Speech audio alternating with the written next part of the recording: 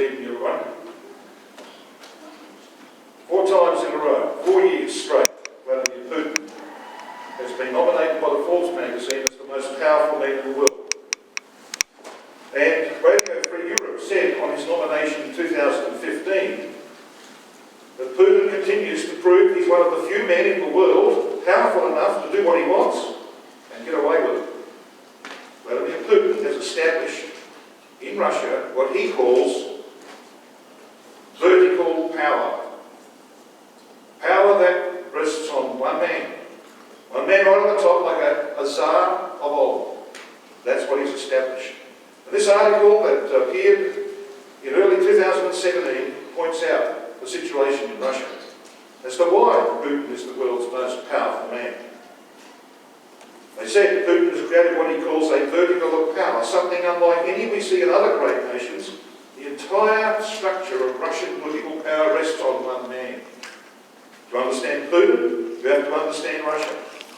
The last 100 years for that country have seen the fall of the monarchy, the collapse of democracy, the Great Depression, World War II, with tens of millions of Russians dead, Stalin's totalitarian brutalities, the collapse of communism, the breakup of the Soviet Union, and Boris Yeltsin's years of chaos and corruption. Then comes Vladimir Putin, who ushers in stability and, in popular perception, rising standards of living and increasing prominence and respect in the world. That respect is important. Russians have immense national pride. Russia is the largest country on the planet. Russia is also a rich country containing some of the largest deposits of raw materials from oil and natural gas to nickel and aluminium. Culturally, it has often thought of itself as the third Rome, preserving Christianity, even as Rome and Byzantium fell to the barbarians. He concludes by saying this: Putin understands Russia, but he also understands the world. He's not foolish enough to make a frontal assault on America or Europe. Instead, he knows how to use power asymmetrically with cyber tools and disinformation. He also understands the vulnerabilities of free societies, their internal divisions and discord, and their gaping openness. He understands the fragility of institutions like the European Union and ideas like integration and diversity. In other words, Vladimir Putin understands us very well. But all that begs an important question. Do we, and does Donald Trump, really understand him? Well, you know where his policy and his approach, his modus operandi comes from? Well, we're going to see in a moment, but it comes from a document written in the late 1990s. We've just read Ezekiel 38. In verse 2 of Ezekiel 38, we read words that are slightly different to what you will see on the screen behind me. What we have here are the literal translations of Ezekiel 38 verse 2. And what they do for us is to point out 2 very important things. First of all, we read, Son of man, set thy face against Gog, a bit more about Gog in a minute. And then it says, of the land of Magog. So it's of a particular land. And we then read, Prince of Rosh, Meshech, and Tubal. Most literal translations will give you a very similar translation. Now those 3 names, Rosh, Meshech, and Tubal, of course, are quite important. Rosh, according to Gesenius, the celebrated Hebrew lexicographer, says this of Ezekiel 38 verse 2 and 3. He says it's a proper name of a northern nation mentioned with Tubal and Meshech, undoubtedly the Russians, who are mentioned by Byzantine writers of the 10th century under the name Rus, dwelling to the north of Taurus and described by an Arab writer of the same age as dwelling on the river Ra or the Volga. So where is this river Ra or Volga? Well, there it is there. It runs into the Caspian Sea. And you'll notice that this is where Rosh or the Rus originally established themselves. Meshech is to the north. That's how we get the name Moscow, the Muscovites, the Meshechites. And Tubal, of course, is over here. It's part of what we call today Siberia. So these are the countries, the nations that are given to us as belonging to this Gog. So who is this Gog? Well, he's of the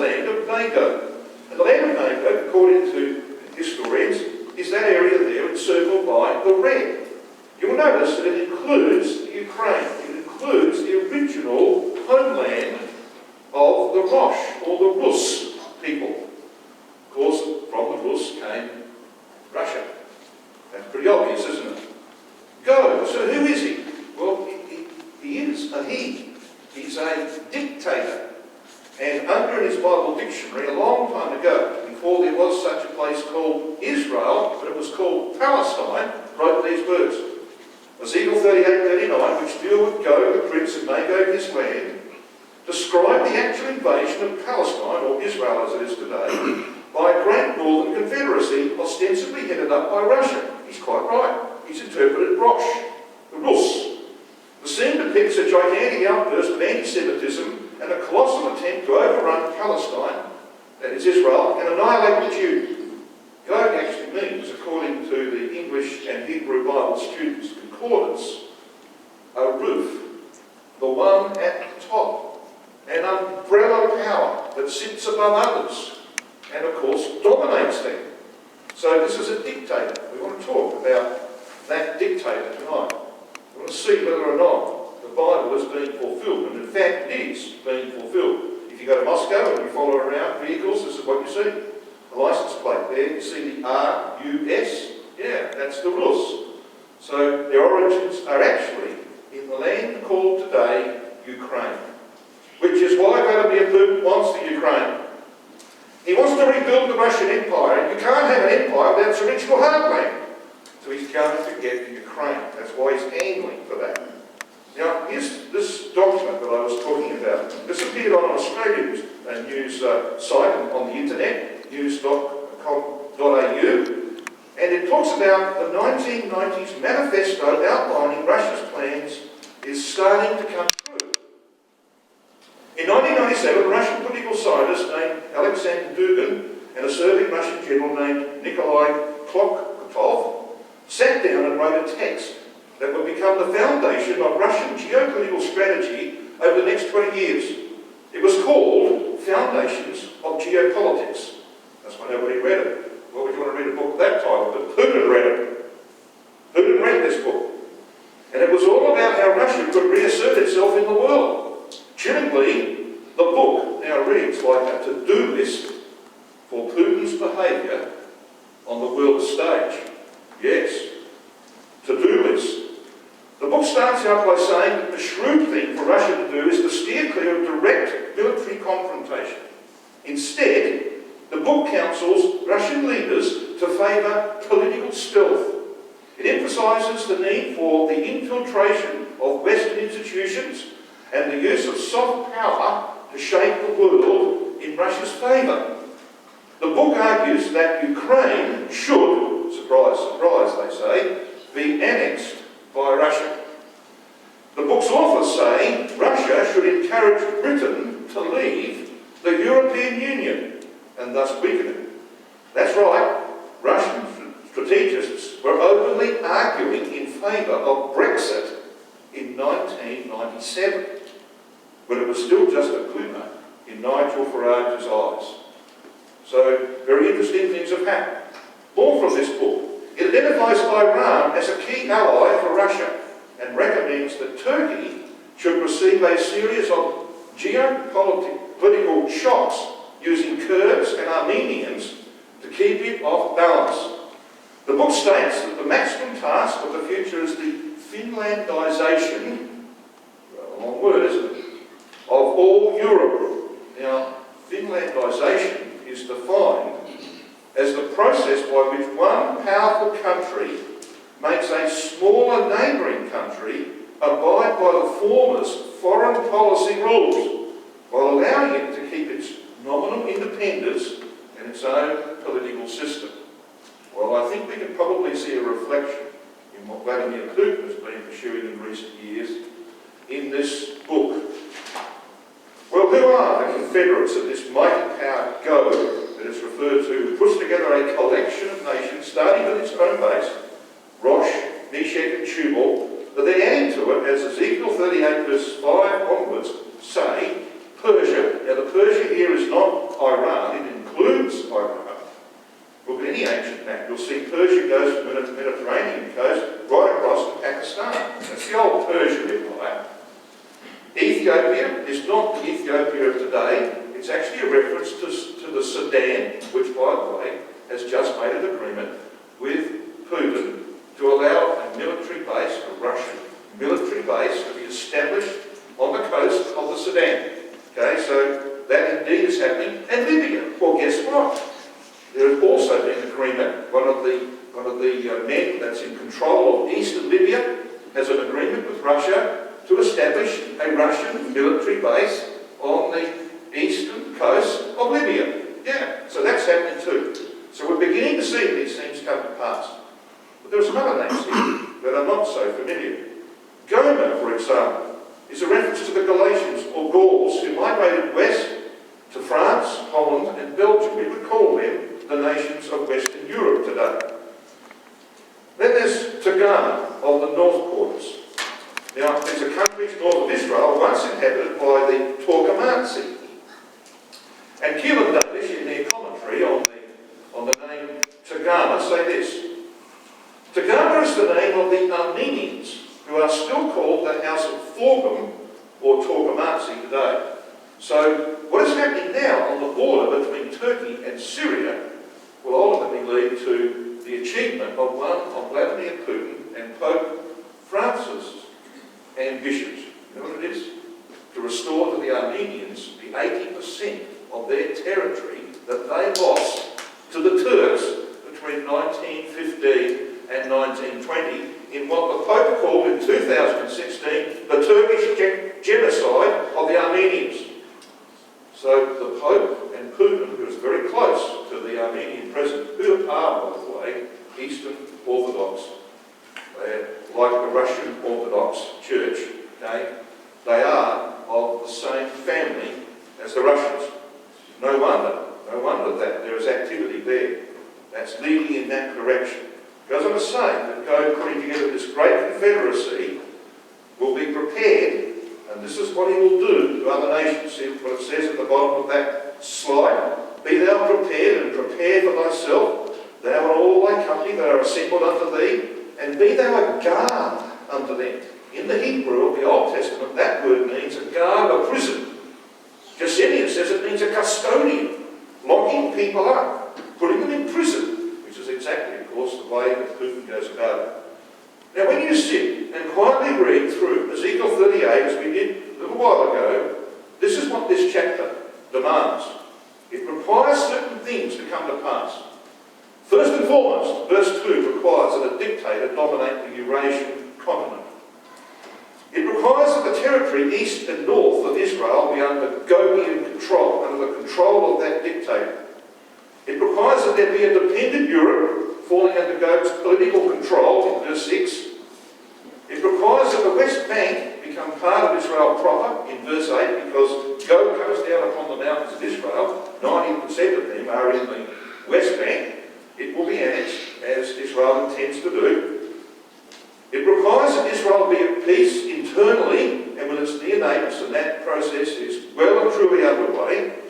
It requires that Israel be very prosperous and envied, and that's beginning to come to pass.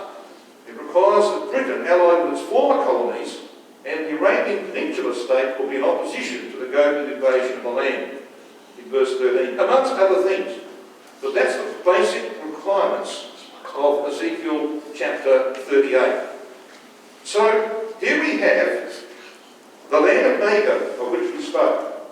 And the current problems in the Ukraine are because Vladimir Putin has his sights set on taking over the Ukraine. As I said, you can't rebuild an empire unless you have its heartland. It would be like America having lost control of Washington, D.C., thinking, well, we're going to rebuild our nation without getting the capital back. Okay?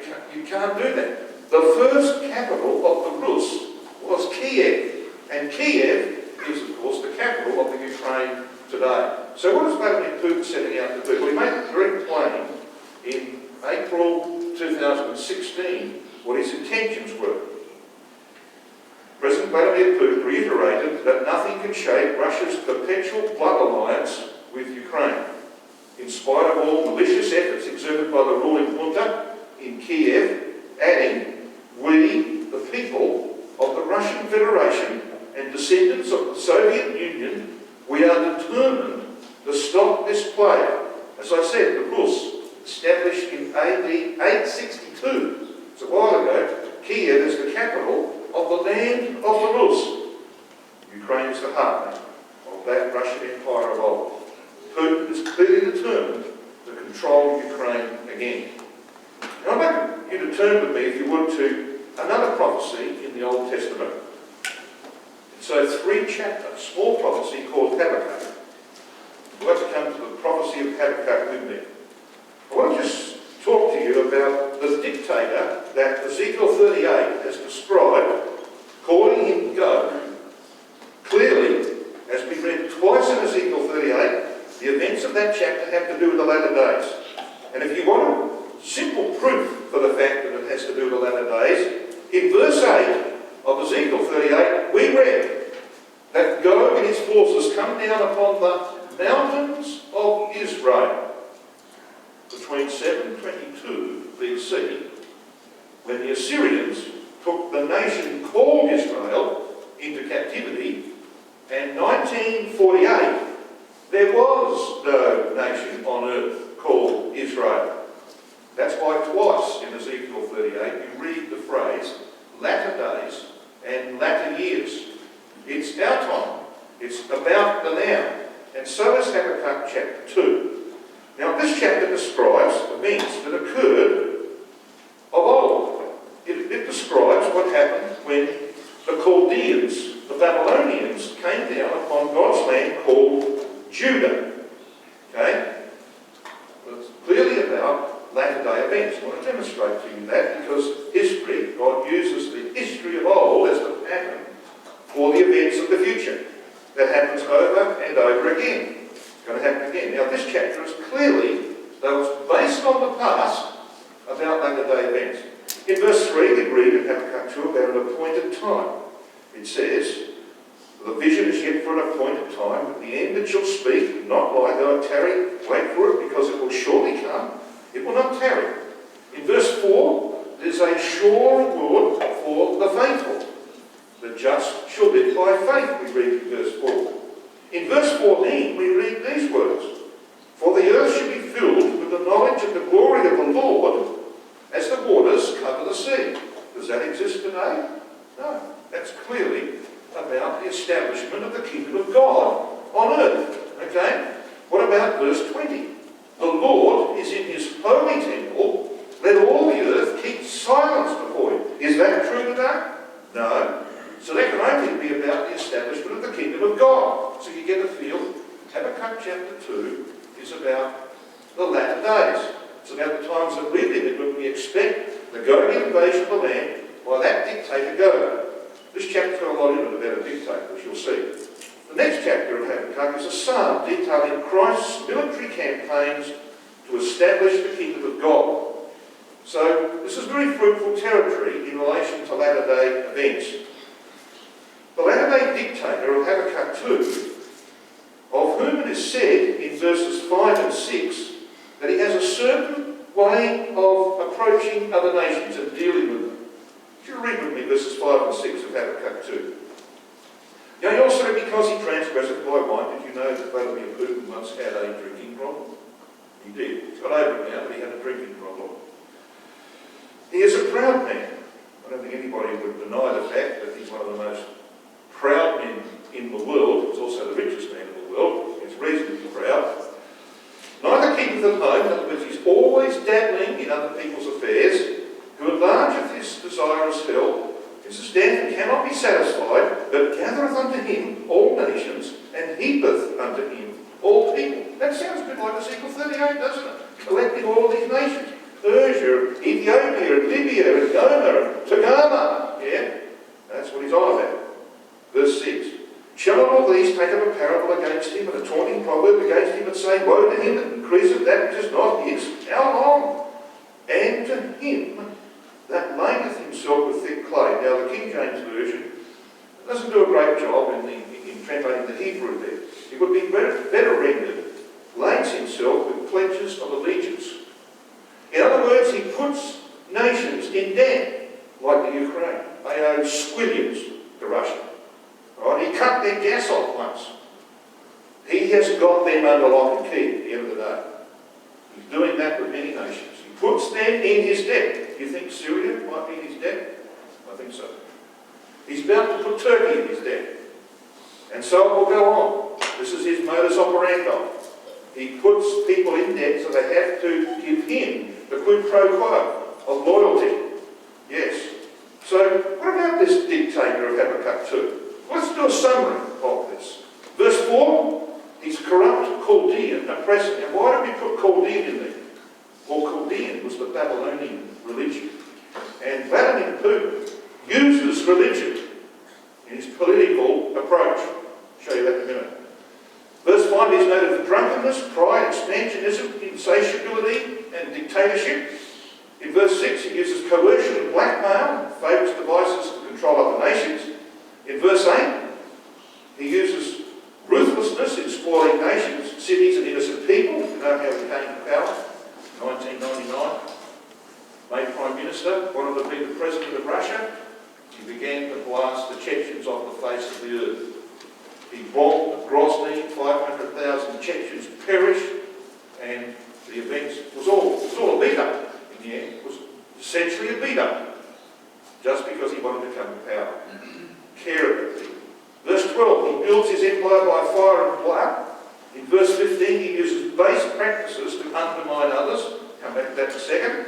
And in verses 18 and 19, he's a religious image worshipper. You will have seen images. At his inauguration in 2000, again in 2004, and again in 2012, what he did?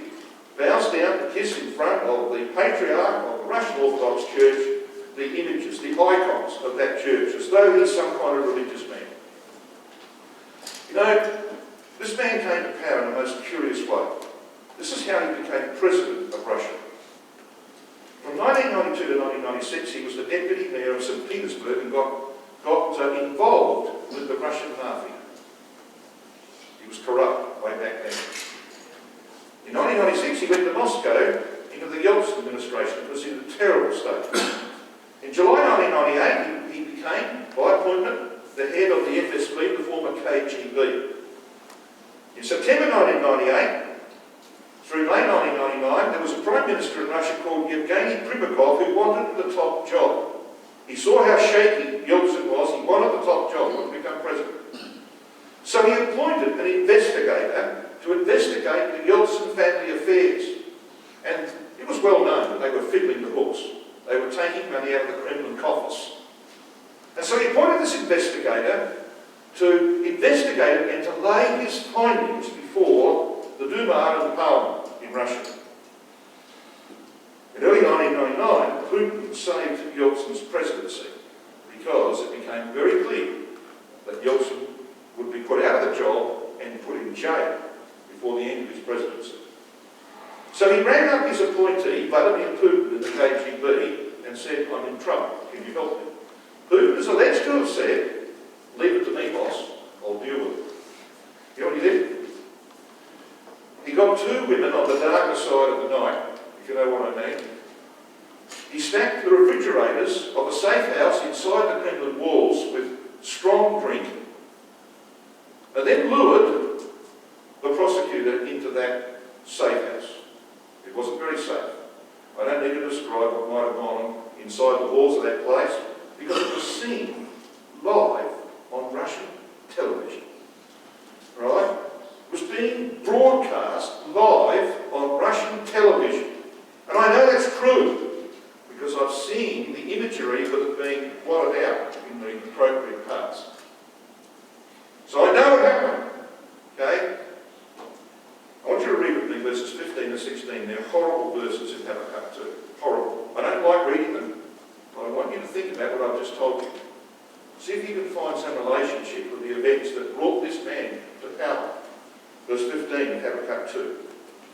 Woe unto him that giveth his neighbour drink, that puttest thy bottle to him, and makest him drunken also, that thou mayest look on their nakedness. Thou art filled with shame for glory. drink thou also, and let thy foreskin be uncovered. The cup of the Lord's right hand shall be turned unto thee, and shameful spewing shall be on thy glory.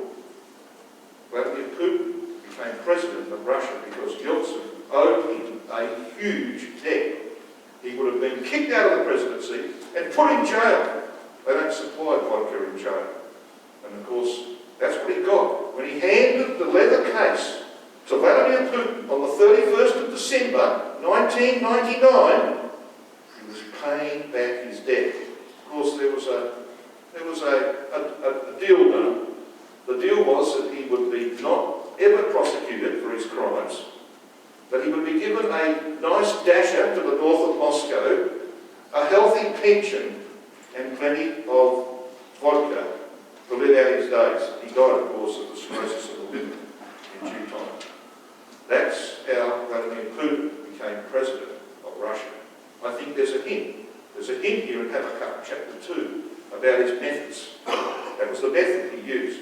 He became the Prime Minister on the 9th of August 1999, the 31st of December of that year, acting President. March 2000 won an election which was skewed. On the 7th of May 2000, inaugurated as the President of Russia. And Russia has never been the same since, and neither has the world. And God uses men like this. He rules in the kingdom of men, says Daniel 4:17. He puts in place people that we wouldn't put in place. He puts them there because of his purpose. And this is one man that is there for a reason. Now, these two passages here, verse 9 and verses 18 and 19 of Habakkuk 2, tell us that this dictator of the latter days was going to use religion as a vehicle for political control. And when Vladimir Putin, Vladimir Putin has about as much religion in his body as I've got my little finger, okay? He's not a religious man, he's a brute. Anybody who opposes him disappears. All right, he's a murderer, we know that. But he uses religion for his purpose. So who made these statements, do you think? Today, many nations are revising their moral values and ethical norms, eroding ethnic traditions and differences between peoples and cultures. Society is now required to accept, without question, the equality of good and evil, strange as it seems, concepts that are opposite in meaning. Many Euro-Atlantic countries have moved away from their roots, including Christian values. Policies are being pursued that place on the same level a multi-child family and a same-sex partnership, a faith in God and a belief in Satan. This is the path to degradation. Does that sound like the Pope to you? Do you think that might be the Pope? Was that the Archbishop of Canterbury who said that, do you think? No, I think you know who it is. It's Vladimir Putin. He made those statements in his State of the Nation speech in the Kremlin in December 2013. Yeah, he purports to be religious. He uses religion. Nobody can rule Russia today without the support of the Russian Orthodox Church. He knows that. In the terrible days of the 1990s, when poverty struck Russia, people went back to religion.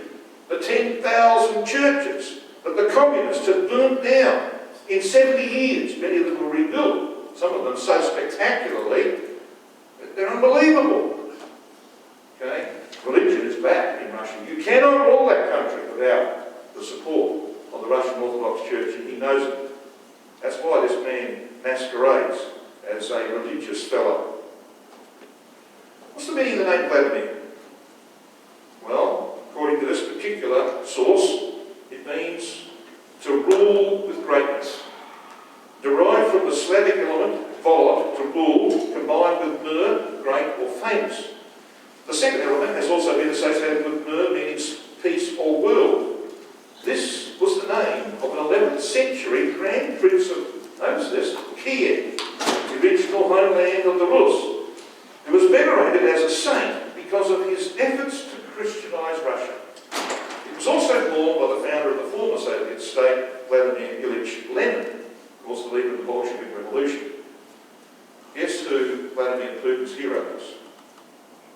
You got it in one guess. Vladimir, the Grand Prince of Kiev. That's his hero. model. He's modelling himself after that Vladimir of old. And you can't ever become the Vladimir of old unless you've got the Ukraine and Kiev. Okay? So that's what he's setting out to do. And there's a Putin cult in Russia. God is inside Vladimir Putin, wrote this idiot. I'm sorry, but he's an idiot. And he says, God is inside Vladimir Putin. Really? A divine light transfixed Putin's essence after his secret baptism as a child. We are not worthy of the Russian president, he is alleged to have said. You know, it goes on like that. I can't stand that. Let's move on. But you can get an idea, can't you, of where this man stands in his own nation. Get a feel for how powerful he is. No wonder Forbes magazine, 4 years in a row, made him the most powerful man in the world. And of course, he went into Syria, didn't he, to help Assad retain his power in Syria. And his excuse was ISIS. ISIS got involved. Well, ISIS are suicidal. In 2014, they stupidly threatened Vladimir Putin personally. This article reported Vladimir Putin was directly and personally threatened by the extremist Islamic terror group ISIS because of his close ties to the Syrian leader Bashar al-Assad. ISIS aims to liberate Chechnya and the Caucasus. They even say they're going to take Moscow. Really? I mean, these people must be nuts. You don't do that to Vladimir Putin. This was signing your death warrant. And they have signed their death warrant. That's why he's in Syria. I want to talk about that tonight because this is very important, the Bible prophecy. It's extremely important. So here we've got the Syrian crisis. It began in 2011. We're now in 2018. It's been going for a while. And we have a prophecy in our Bibles, Daniel 11 verse 40. If you've got a Bible in front of you, I wouldn't mind you turning up. The prophecy of Daniel in chapter 11. I want to talk briefly about it. Russia has established 2 ports in Syria. When we were there in 2010, we looked down upon a port called Tartus. It was built entirely with Russian money, and when we were there were 50,000 Russians living in the town of Tartus on the Syrian coast. Further north they have Latakia, and Latakia of course has been the base of their operations in Syria against the rebels and against ISIS. In the Word of God we have this prophecy in Daniel which talks about many ships. You see what it says here? The king of the north, and we'll talk a bit more about that in a minute, shall come against him like a whirlwind with chariots and horsemen. That means, in modern terms, the machinery of war, and with many ships. That's why Russia has these 2 ports on the Syrian coast. And they're going to use this as a jump-off point to go down into the Middle East. And they're there to stay. These are just the headlines, a few headlines of recent times. This is July 2017. Putin signs deal cementing Russia's long-term military presence in Syria. He's got a 49-year extension to the control of Latakia with 25-year renewals. He's not going anywhere. The Russian Defence Ministry said in October that it was working to make its Syrian naval station at the port of Tartus a permanent base. Built for Russian money. Why wouldn't you have it as a permanent base? Russia establishing permanent presence at bases in Syria was this article in December of last year. And it goes on to talk about Tartus and Latakia. So they're there to stay. And of course, they have a purpose. And that purpose is probably spelled out by just poking your nose into Putin's new war room. Imagine the money he spent to build this. What you're looking at, of course, is a big building with mezzanine levels, and there he is, the man himself, in the black suit up there, sitting, looking at all these people, which is why they're concentrating. And what they're looking at is over this wall. On that wall, which is huge, is everything that moves in the Middle East. They get that from satellite pictures, by reports of people on the ground, by spies, by planes flying over. They get those reports and they update it on the second. He knows exactly what's happening in the Middle East. So he's got people funneling that information to him all the time. He knows what's moving on the ground in the Middle East. Why would you do that, you think? Why would you spend that money? Unless you've got some kind of plan to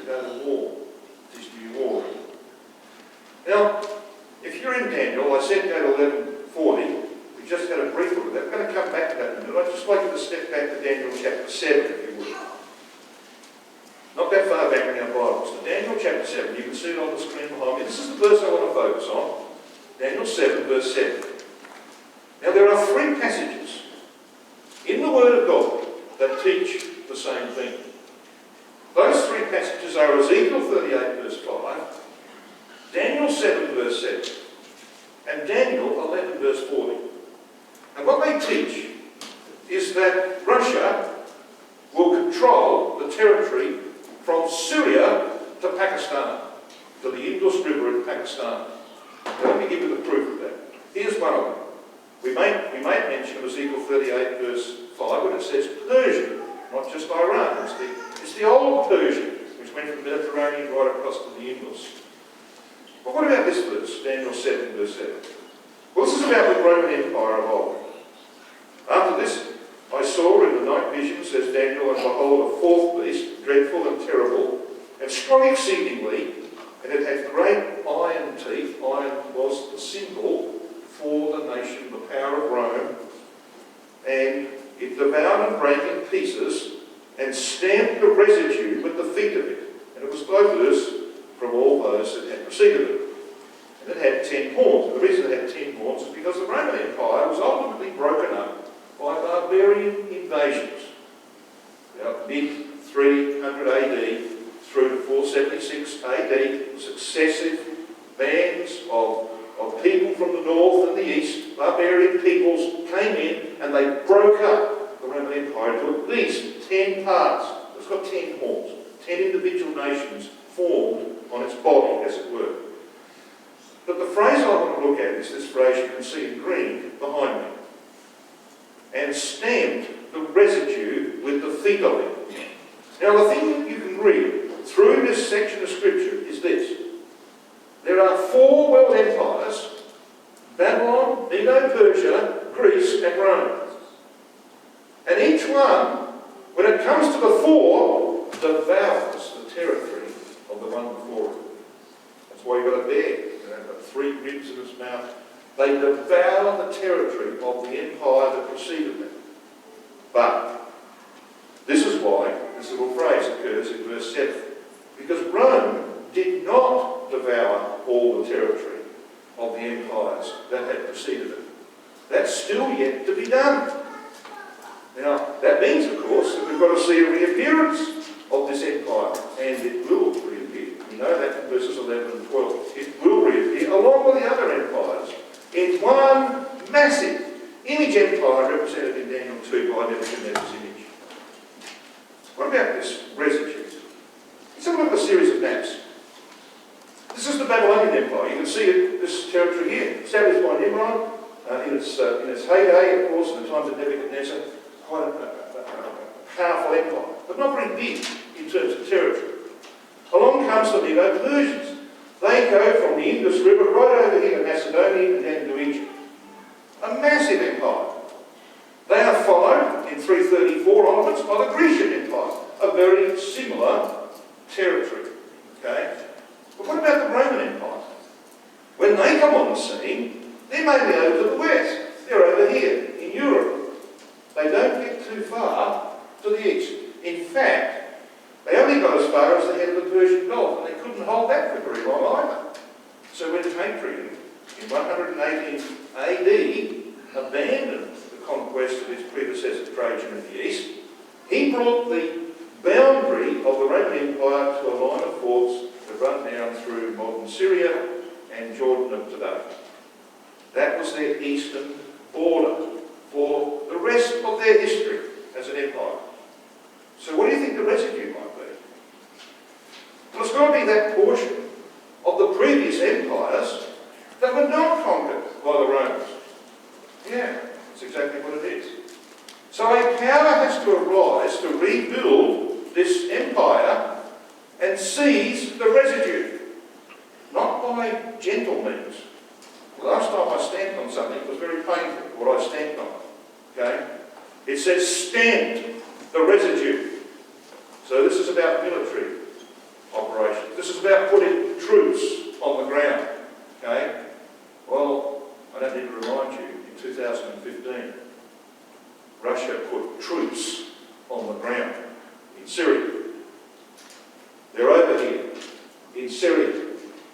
And there is a clear intention in Russian policy to move right over here. Let me just give you a brief nutshell version of what they're doing. They're playing around here on the Iraqi border. They have troops on the Iraqi border. They have a relationship with Iran. Putin has recently threatened in the last 3 months that if the Taliban exceed the 40% of territory in Afghanistan that they now control, Russia will go back into Afghanistan. All right, and that's going to happen. No doubt about it.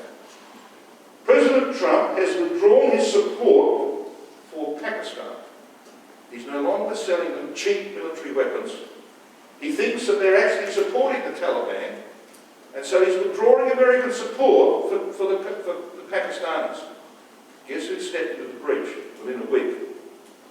A man called Vladimir Putin. And he said, well, we'll supply you with weapons. So he's building a relationship there. They are tampering with all of these nations that constitute the residue of Daniel chapter 7 and verse 7. So they're not going to just stay at Syria. Ultimately, events will transpire that will lead them right across. And when they do that, it's important that they do that, they can become the scriptural king of the north of Daniel chapter 11 and verse 40. So let's go back to chapter 11 and verse 40. So what does this chapter teach us, Daniel 11? Well, it starts with a mighty king, a great king. He was called Alexander the Great. And then what came from him when his empire was broken up into 4 parts, 2 major divisions emerged. There was the Seleucid kingdom. The Seleucid kingdom was here. Okay? It's the green area of this map. Then there was the Ptolemaic kingdom in Egypt. And in Daniel 11, it's quite a long chapter, isn't it? We've got this long history of the warfare and the dealings of what's called the king of the north, that's the Seleucid Empire, and the king of the south, Egypt. Now, to be called either one, you had to be a foreign occupying power of those territories. The Greeks were a foreign occupying power. So to be king of the north, you have to be a foreign occupying power of all that territory. Well, that's exactly what Russia is going to do. They're going to stand the residue with the feet, take control of it. When they've got control of that, then they can take Constantinople, which is what's required by Daniel 11:40. Just in a moment we'll talk about that. When they've got control of Constantinople, they become the eastern leg of Nebuchadnezzar's image, and then they can invade, as Ezekiel 38 describes, and the rest of Daniel 11 describes, they can invade Israel and Egypt, and finally be drawn back to Jerusalem to be destroyed by Christ and the saints. That is the biblical message. We are watching some dramatic things in relation to the fulfillment of that prophecy. The many ships that we spoke about, they're building these new ships, 18 of these sorts of, I've never seen anything like this. And it doesn't have any handrails. I thought ships had handrails, so you walk around there. No, this has got huge plates that things bounce off. And they say that the technology of these ships is far advanced than anything that America has got. Time will tell. They're putting a lot of these new ships in 2 ports called Tartia and Tartus on the coast of Syria, just north of the land of Israel. Yeah. So let's come to Daniel 11 verse 40. This is what we read in this verse. Now we've established that to be called the king of the north, you have to have the Seleucid territory under your control as a foreign occupier. To be called the king of the south, you have to be a foreign occupier of Egypt.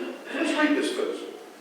At the time of the end, shall the king of the south push at him. I'm going to stop there. This paraphrase will help. The time of the end here is actually 1917. Well, that's not like the end. But don't forget that the God we serve has never had a beginning. He will never have an end. You and I are fortunate to get to 70 or 80 years of age. I'm near the end. Okay. when God speaks, 100 years to him is like a wink in the night. Okay? It's the time of the end. He began to work very assiduously in the earth in 1917. Dramatic things happened. Balfour declarations. Land of Palestine cleansed the Turks. That's what this is about. Because it says, the time of the end, the king of the south, so Britain was the foreign occupying power of Egypt from the 1880s to the 1950s. Yeah. So they're the king of the south. And they pushed at what's called him. Now, him here is the power occupying Constantinople, or Istanbul of today. How do we know that? Well, as you can see from the note down the bottom here, the him of the verse is the king of verses 36 to 39. You can't just pluck something out of the air. You've got to go by the context. And the context is telling us who the him is.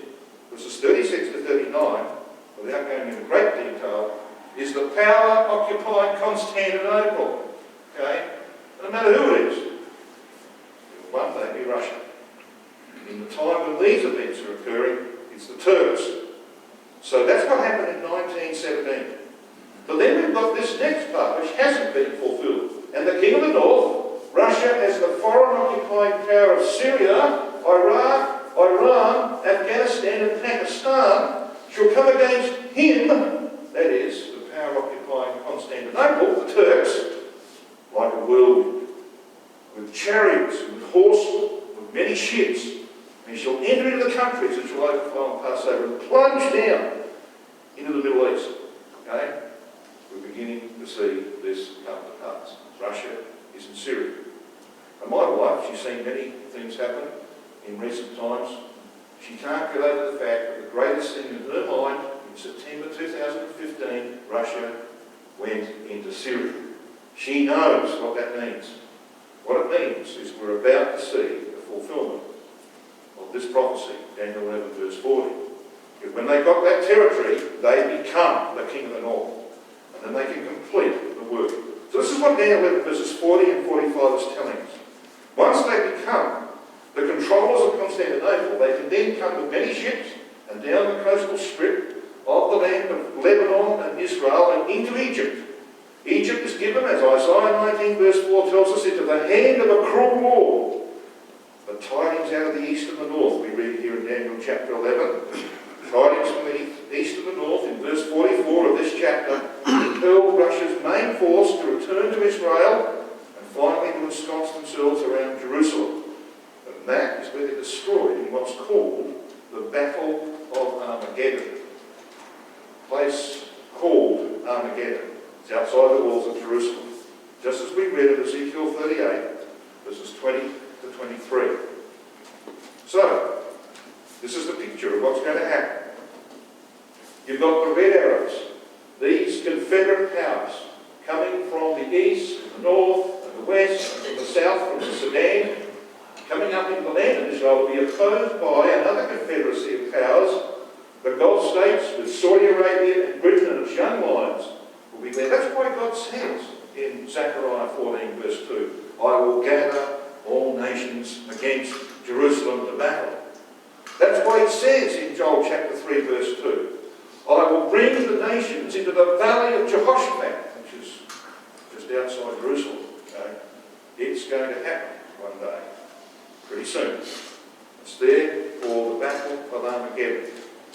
Now, I want to conclude this evening by showing you what Vladimir Putin is doing in relation to Turkey. We've just been talking about how when Russia becomes the king of the north and then can take Constantinople, okay, is that their aim? Is that the Russians' aim, do you think? Well, when the Turks foolishly shot down a Russian jet on the 24th of November 2015, Putin said, I will make Turkey pay twice for this.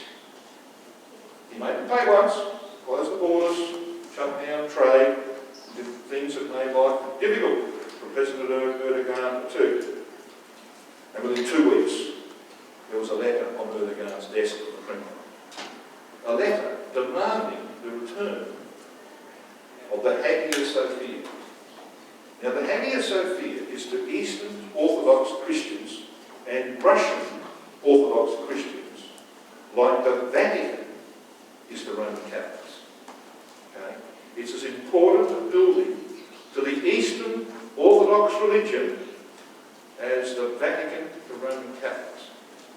They want it back. And it's one of the driving forces behind Vladimir Putin, is his support for the church and from the church. And their support doesn't come without a price tag. The price tag is, we want Constantinople back. Putin is a Tsar. He considers himself to be a Tsar. He's got unlimited power, like Tsars had. You know what the Tsars did for 400 years? In 70 wars with Turkey? Tried to take back Constantinople. And none of them succeeded. But Putin may be the man to do it. Listen to what he says. This is what he said in April 2016. Should Turkey not stop supporting Al-Qaeda's Syria branch, he means ISIS, I am indeed eager to end the job the late Tsar Nicholas II left unfinished. During World War I, he, the Tsar, sought to restore, I think it's terrific that Vladimir Putin doesn't call the city Istanbul. He calls it Constantinople. He sought to restore Constantinople to Christendom and protect Russian maritime security by liberating the Dardanelles and Bosphorus Straits. But fate prevented him. Yeah, that fate was, of course, that the Bolsheviks shot the Tsar and his family. Yeah, so the Tsar couldn't finish the job. Do you think Vladimir Putin sees himself as the man to do it? I think so. So he's angling for that. And when he does that, we're going to have the second most important leg, the eastern leg of Nebuchadnezzar's image, the great image power, come down upon the mountains of Israel. If you have any doubts that that's what is in Putin's mind, then look at this map. It might take a little while to settle on this. That's the Black Sea up there. Okay? There's the Black Sea. To get out of the Black Sea, you've got to come through a very narrow strait called the Bosphorus. It's there. You come into the Sea of Marmara, and then you come down through the Dardanelles into the Aegean Sea. Okay? Got a picture? Constantinople, or Istanbul, is a European city. It sits to the north. It's mainly to the north. But it now, of course, has spread out to the south. This map appeared on Russian television in May 2016. They're publicising the fact, as they say down here, Istanbul is a Russian city. Yeah, it's a Russian city. So there we've got Putin setting out clearly his intentions. You wouldn't put that on public television, would you? Unless that was your objective. And that's what he's doing. I want you to show you his methodology. Do you remember what we said about that document? You know, try and avoid direct confrontation. Yeah? Well, the scripture's got something to say about this. If you're in the prophecy of Daniel, just come back to chapter 8 of Daniel. Now, without going into all the details of this chapter, let me just assert, and you can check me out later, but the power we're talking about here is the power that occupies Constantinople. And the last power to occupy Constantinople is going to be destroyed by Christ. We've just seen who that will be. Okay? No doubt of it, it will be Russia. They will occupy it and use it as the base of their operations in the Middle East. Look what it says in verse 25 of Daniel chapter 8 about the last power to occupy this place. And through his policy also he shall cause craft. Now, John Thomas suggested that that should read priestcraft. Right? In other words, religion. He will cause priestcraft to prosper in his hand. We've seen that, haven't we? And he shall magnify himself in his heart, so there's pride, and by peace shall destroy many. Yeah, don't worry about direct confrontation. You've got enemies, find a way to make peace with them, and then when they've got themselves under their guard, then you can clobber them. Okay? By peace, it will destroy many. Now, it goes on to say in that verse, he shall also stand up against the prince of princes, read Jesus Christ, but he shall be broken without hand. In other words, this is the power that Christ destroys. You know who that's going to be. Ezekiel 38 told us who that's going to be. That's Gog and his bands. Right, so look at what Putin is doing with Turkey. threatened them, they will pay twice. And this headline on the 10th of March 2017 looked like the same language. If Erdogan starts confronting Moscow, it will bury Turkey, he's alleged to have said. But just 7 or 8 months later, we read this in November 2017. Russia, Iran, Turkey meeting is a message to the US. Russia, Iran and Turkey all differ on the Syrian conflict. Over the last year, it appears their relationship has trended towards a more harmonious one. And then we had an article that said this. This is a report about that meeting. And Putin opened it by saying, I want to note at the beginning of our meeting that our relations can be considered practically completely restored, he said to President Erdogan of Turkey. Really? Merely mouthed. By peace, he shall destroy many. Okay. That's the policy. That's the approach. So the scripture is being fulfilled. Armageddon can't be too far away. As Ezekiel 38 said, when they come down upon the mountains of Israel, God will be there in the person of Jesus Christ and his glorified saints. And I will call for a sword against him throughout all my mountains, says the Lord God. Every man's sword shall be against his brother. And I will plead against him with pestilence and with blood. Thus will I magnify myself and sanctify myself, and I will be known in the eyes of many nations. And they shall know that I am the Lord. Joel 3, verses 16 and 17 says very similar things, as do many other prophecies. The Lord also shall roar out of Zion and utter his voice from Jerusalem, and the heavens and the earth shall shake. But the Lord will be the hope of his people and the strength of the children of Israel. So shall ye know that I am the Lord your God, dwelling in Zion, my holy mountain. Then shall Jerusalem be holy, and there shall no strangers pass through her any more. And this day will surely come, when worldwide peace will overtake a troubled world. Isaiah 11, verses 9 and 10. They shall not hurt nor destroy in all my holy mountain. For the earth shall be full of the knowledge of the Lord as the waters cover the sea. In that day there shall be a root of Jesse, namely Jesus Christ, which shall stand for an ensign of the people. To it shall the Gentiles seek, and his rest shall be glorious. There's a better day coming, but we need to be ready for it. And Lord Jesus Christ sent his disciples into the world, go to all the world and preach the gospel. Didn't mean the nonsense. It's talk from far too many pulpits. He meant the things that concern the kingdom of God in the name of Jesus Christ. That's the gospel of the scripture. He that believeth and is baptized shall be saved, but he that believeth not shall be condemned. There is a process we need to go through from unbelief or relative unbelief to belief of the gospel to enlightenment of the word of God. And a life lived in expectation of greater things to come. Faith, hope and love. When that day comes, we might be received into that kingdom. It cannot be very far away. Time is running out for our world and for each of us.